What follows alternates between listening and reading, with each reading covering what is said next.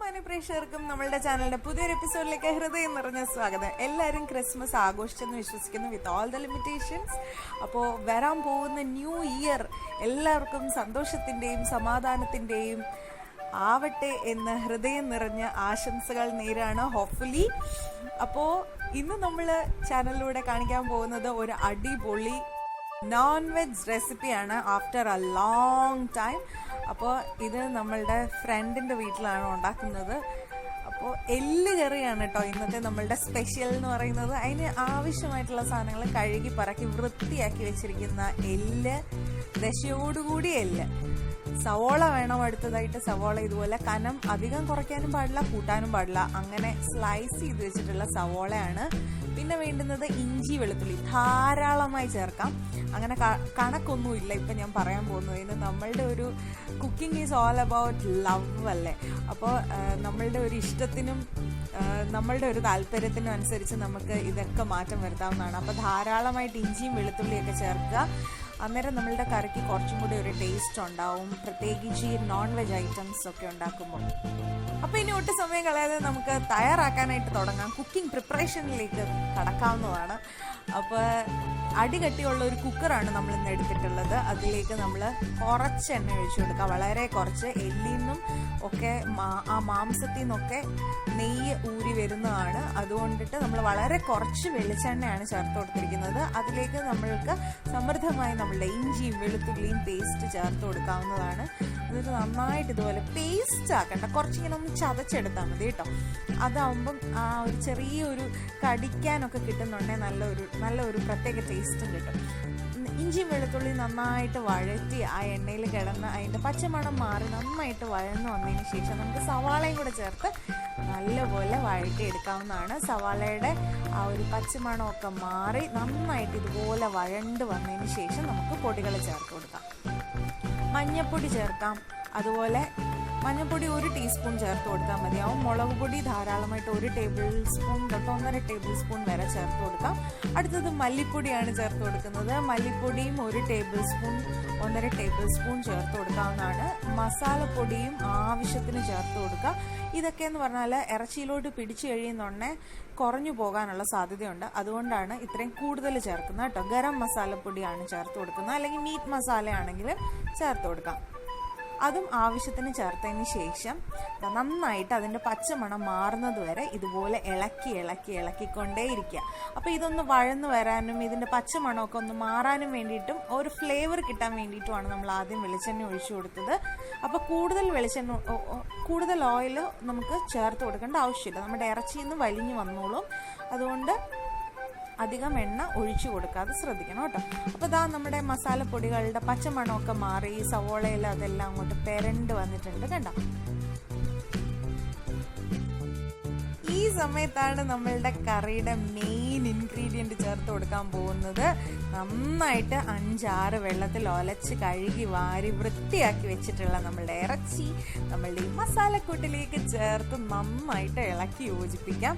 അപ്പോൾ അതാ ഈ കഷ്ണത്തിലൊക്കെ കണ്ടോ നെയ്യ് നിങ്ങൾക്ക് കാണാൻ പറ്റുന്നുണ്ട്. ആ നെയ്യിന്നൊക്കെ എണ്ണ ഊറി ഇറങ്ങി വരും. അപ്പോൾ ആ എണ്ണയിൽ കിടന്ന് നമ്മളുടെ ആ കറി നന്നായിട്ട് വഴന്നു വരുന്നതാണ്. അതുകൊണ്ടിട്ടാണ് നമ്മൾ ആദ്യം കുറച്ച് എണ്ണ ചേർക്കുന്നത്. ഓക്കെ, അപ്പോൾ ഇത് കൂടുതൽ എണ്ണയായി പോകാനും പാടില്ലല്ലോ.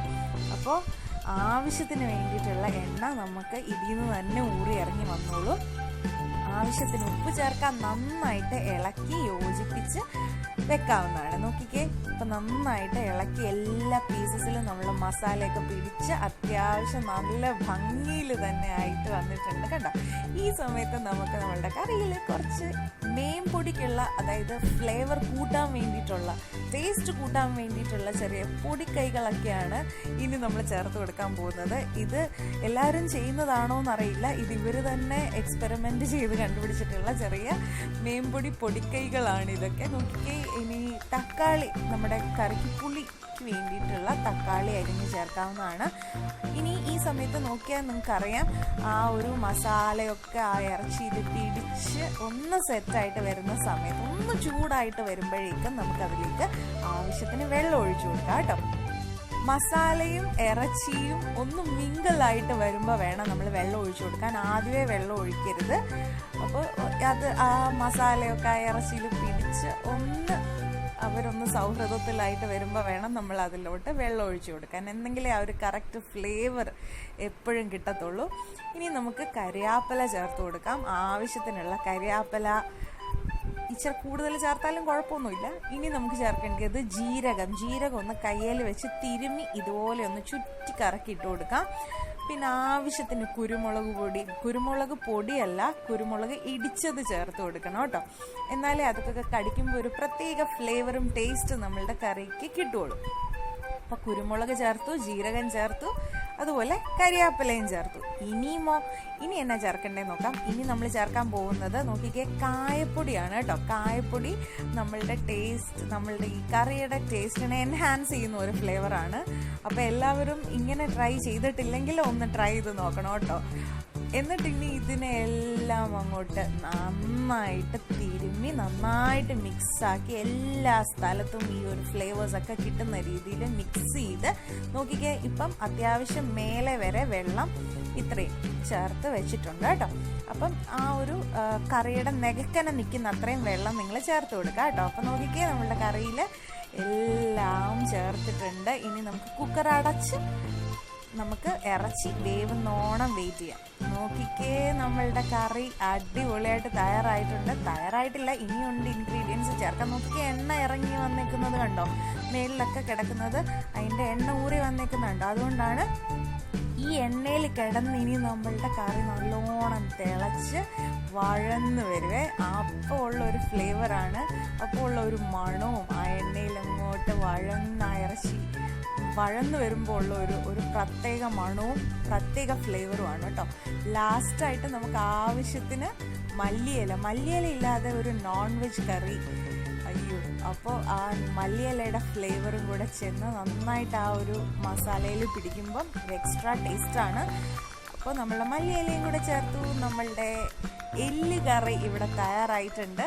നോക്കിക്കേ, ഈ ഒരു എല്ലൊക്കെ നന്നായിട്ട് വെന്ത് വന്നിട്ടുണ്ട്, മാംസവും വെന്തിട്ടുണ്ട്. ഇനി നമുക്ക് തീ ഓഫ് ചെയ്യാം കേട്ടോ. ആവശ്യത്തിന് വെള്ളം കുറുക്കി എടുക്കാവുന്നതാണ് നിങ്ങളുടെ ആവശ്യത്തിനനുസരണം.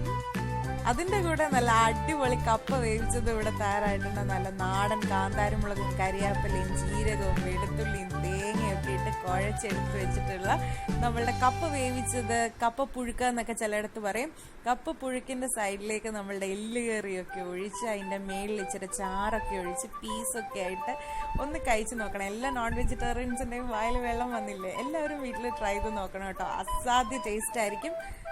എല്ലാം ആയതുകൊണ്ട് തന്നെ ആ ഒരു ബോൺ മാരോടെയും അതുപോലെ തന്നെ കൊഴുപ്പിൻ്റെ ആ ഒരു ഫ്ലേവറും എല്ലാം കറിയുടെ ടേസ്റ്റിനെ എൻഹാൻസ് ചെയ്തിട്ടുണ്ട്. അപ്പോൾ വീഡിയോ ഇഷ്ടമായെങ്കിൽ നിങ്ങൾ ലൈക്ക് ചെയ്യാൻ മറക്കരുത്. ഇത് ഉണ്ടാക്കി തന്ന ആൾക്കൊരു സ്പെഷ്യൽ താങ്ക്സ് പറയുകയാണ്. അപ്പോൾ മറ്റുള്ളവരിലേക്ക് ഈ റെസിപ്പി ഷെയർ ചെയ്ത് കൊടുക്കുകയും വേണം. ചാനൽ പുതിയതായിട്ടാണ് കാണുന്നതെന്നുണ്ടെങ്കിൽ സബ്സ്ക്രൈബ് ചെയ്യാനും മറക്കരുത്. അടുത്ത ദിവസം കാണാം. അതുവരേക്കും Tata, bye bye, take care, all stay safe and happy, bye bye.